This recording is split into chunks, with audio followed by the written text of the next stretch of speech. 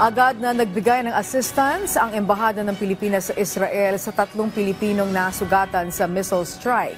Ayon sa ating embahada, 2 sa mga biktima ay isang 43-year-old na babae na kinailangang isailalim sa emergency surgery at isang 44-year-old na lalaki na nasugatan sa braso at paa. Kapwa nagpapagaling ang mga ito sa Kaplan Medical Center. Isang Filipina caregiver naman ang nananatiling kritikal ang kondisyon at nananatili sa intensive care unit sa Shamir Medical Center.